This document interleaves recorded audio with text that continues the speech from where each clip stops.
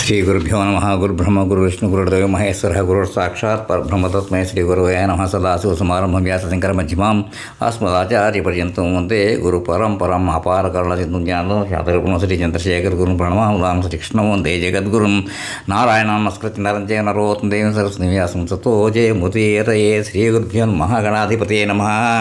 సాంప్రదాయ సదాస్వాదం ఏంటంటే దాంట్లో ఇది భర్తృ శబ్దాలు. ఇప్పుడు రెండో ఎపిసోడ్ చెప్పుకుందాం. ఫస్ట్ ఎపిసోడ్లో ఇట్టి శ్లోకములు 3 శబ్దముల ద్వారా ధర్మప్రభావం చేయబడినది అని చెప్పేసి అక్కడ శ్లోకం రెండోది అయిపోయింది. ఇప్పుడు శ్లోకం 3.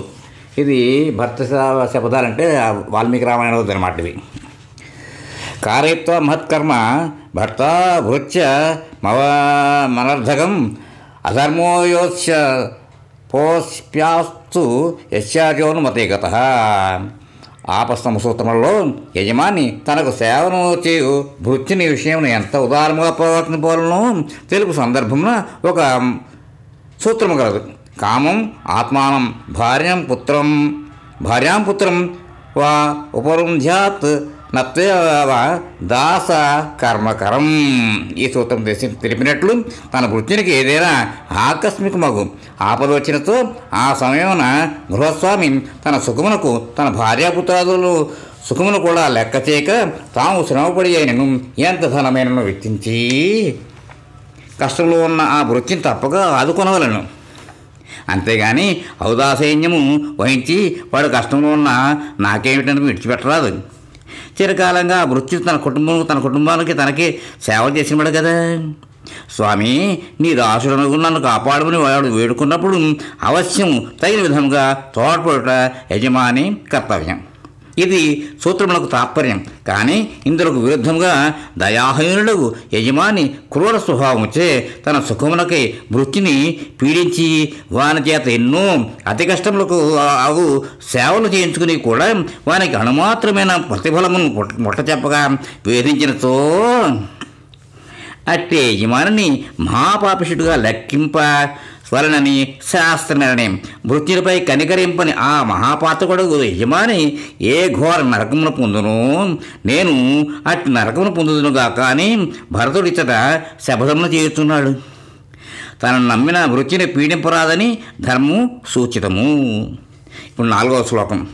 పరిపాలయ మానస్య రాజ్ఞో భూతాని పుత్రవత్ తతస్థం దృక్ష్యాతాం పాపం యశ్చార్యోనుమతే గతః. ఒక ప్రభువు ప్రజలను తన పుత్రులతో సమానంగా ప్రేమించి వారికి ఎట్టి ఆపదలు వచ్చినను తన సుఖమును కూడా లెక్కింపగా ఆదుకొనుచూ ఉన్నాడు. ఇట్లు తన రాజ్యమున సర్వజనుల క్షేమమే తన ధ్యేయముగా భావించి పాలించుతూ ఉన్నాడు.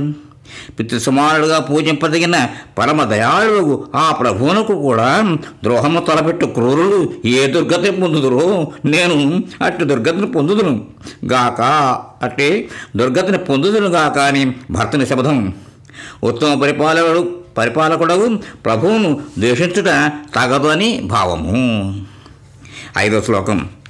బలిషడ్భాగ ముద్రుత్య నృపస్య రక్షతః ప్రజాః అధర్మోయోస్య సోప్యాస్తు యశ్చార్యోనుమతే గతః. ఆ బలి అనగా ప్రజలు ప్రతి ఏడు ప్రభువును కట్టుతుండే పన్ను. పూర్వకాలమున ప్రజలందరూ వ్యవసాయ వ్యాపారాదుల ద్వారా తాము సంపాదించు కొన్ను ఆయా ఫలితములలో ఆ వరవంతును కప్పముగా అటు పన్ను కట్టవలనని ఒక వ్యవస్థ కలదు. ఈ నియమ ప్రకారము మహర్షులు కూడా తమ తప్ప ఫలములలో 6వ భాగమును ప్రభువునకు ధారపోయవలెను. ఇది నిర్బంధ విధి. పూర్వకాలపు రాజ్యాంగ శాసనము ప్రజలు తనను పరిపాలకుడుగా నమ్మి సమర్పించినట్టు ఆ కప్పములను అన్నిటినీ స్వీకరించి వారికి తాను సక్రమముగా కల్పించవలసిన రక్షణము ప్రభు నిర్లక్ష్యభావంతో కలిగించనితో అది అతని మహా అపరాధముగా భావింపబడును. రాజ్యాంతే నరకం ధ్రువం అన్నట్లు అతనికి నరకము తప్పదు. అంటే ఆ రాజుకి ఆ దుష్ట ప్రభువునకు కలుగు పాపఫలమైన నరకయాతనలు నేనే రామవనవాసములకు హేతు అయినట్టు నాకు కలుగుగా కానీ ఇతర భరతుడు శపథము చేస్తూ ఉన్నాడు. 6వ శ్లోకం. సంసృత్య చ తపస్విభ్యః సత్రే వైయజ్ఞదక్షిణాం తాం విప్రపతాం పాపం యశ్చార్యోనుమతే గతాః. ఫలాపేక్షతో యజ్ఞమును చేయదలంచిన ఒక యజమానుడు యజ్ఞ నిర్వహణకై తపోనిష్ఠులైన కొందరు ఋత్విక్కులను ప్రార్థించును. వారికి తృప్తి కలిగే విధముగా కొంత దక్షిణను ఇత్తునని ఒడంబడికను చేసుకును. వారు ఎంతో శ్రమపడి నియమములతో ఆ యజ్ఞమును పూర్తి చేసిన పిదప యజమానుడు మొదట ఇచ్చేదనం అన్న దక్షిణను లోభముచే పూర్తిగా ఇవ్వక స్వల్పంగా ఇచ్చి వారికి నిరాశను కల్పించును. హతో యజ్ఞ స్వదక్షిణా అన్నట్లు యజ్ఞ ఫలము అతనికి దక్కకపోగా ఋత్విక్కులను మోసగించినందున మహాపాపము చుట్టుకొనును. నాకును అట్టి పాప ఫలము కలుగుగాక అని భర్తుని శపథము. 7వ శ్లోకం. హంత్య రథసంబాధే యుద్ధే శస్త్రసమాకులే మాస్మకర్షియత్ సతాం ధర్మం యశ్చార్యోనుమతే గతాః. ఏనుగులు, గుర్రములు, రథములు, పదాతులు అను చతుర్విధ భాములతోనూ బాలములతోనూ ఖడ్గ గదా ధనుర్బాణాది వివిధ ఆయుధ ప్రహారములతోనూ సంకులముగా జరుగుతున్న యుద్ధమున ప్రవేశించిన వీరుడు వెనుకడుగు వేయక ప్రాణత్యాగమునకు వెరవక యుద్ధమును చేయవలెను. యుద్ధే చాప్య పలాయనం అన్నట్లు భయముతో వెనువెరుగకుండుట క్షత్రియ ధర్మము. అట్టి ఉత్తమ ధర్మమును పాటింపనివాడు పాపిగా పరిగణింపబడును. నేను అట్టి పాపమును పొందుదునుగాక. 8వ శ్లోకం.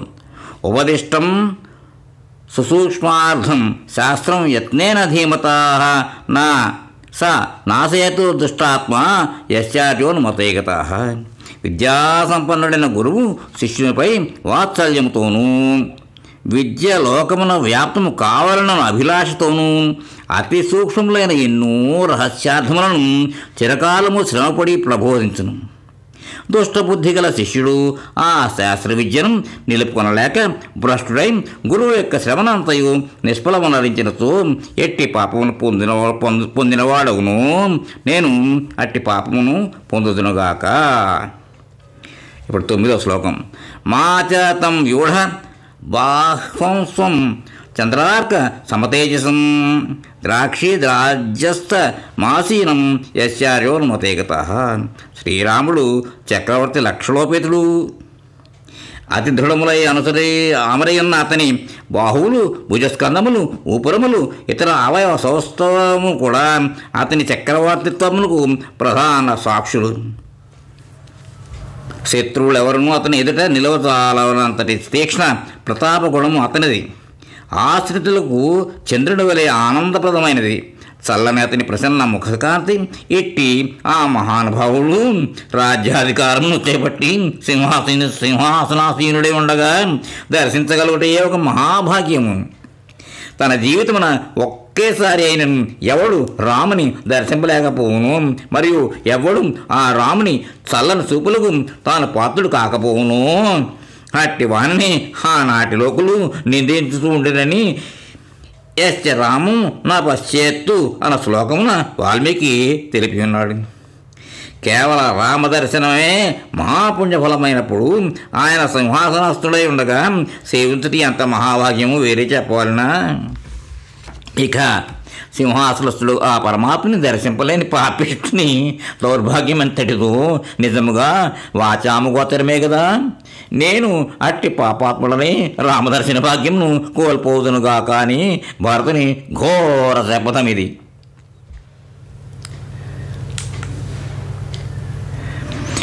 ఇప్పుడు 10వ శ్లోకం. పాయసం కృశలం భాగం వృధా శాస్త్నోతు నిర్ఘృణాః గురుముశ్చాప్య వజానాతు యశ్చార్యోనుమతే గతాః. ఏలకులు, పచ్చకర్పూరం మొదలగు సుగంధ ద్రవ్యములతోనూ క్షీర శర్కరాదులతోనూ పక్వమైన పరమాన్నమును పాయసం అందురు. బెల్లము, నువ్వులు కలిపి దంచి ముద్దగా చేయబడిన ఉండ కృసరము అనబడును. భాగము అనగా మేకపోతు మాంసము. నీ వీటిని పితృశ్రాద్ధాదులందు కానీ ఇతర వివాహ శుభకార్యాదులందు కానీ భక్షించుటకు అర్హత గల కుటుంబీకులు సమిష్టిగా కలిసి భోజింపవలనని శాస్త్రీయ వ్యవస్థ కలదు. అట్లుగాక వాటి రుచికి మరైన కొందరు దుర్బుద్ధితో నిత్యము భక్షించినతో అది నిషిద్ధము గనుక మహాపాపం. నేను అట్లు వాటిని భక్షించిన పాపాత్ములను అవుదునుగాక, మరియు తనకు విద్యను నేర్పి విజ్ఞానవంతునిగా చేసిన దయాళు గురువును దురహంకారంతో అవమానించిన పాపిష్టులు కొందరుందరు. నేను కూడా అట్టి గురుద్రోహ పాతకుడును అగుదునుగాక. ఇట్లీ శ్లోకమున 2 శపథములు ఉన్నవి. 11వ శ్లోకం. గాశ్చ స్పృశతు పాదేన గురున్ పరివదేత్ స్వయం మిత్రే దృహ్యేత ప్రోత్యంతం యస్యార్యోనుమతే గతాః. గోవును పాదంతో తన్నిన పాపము నాకు కలుగుగాక, స్వయంగా గురువును నిందించగలుగు పాపము నొందదునుగాక, నమ్మిన మిత్రునికి అత్యంత ద్రోహము చేయు పాపాత్ముడును వదులుగాక. ఇందు 3 శపథములు కలవు. ఇక్కడితోటి ఈ ఎపిసోడ్కి విరామం ఇద్దాం. తర్వాత మళ్ళీ కంటిన్యూ చేద్దాం నెక్స్ట్ ఎపిసోడ్లో. స్వస్తి.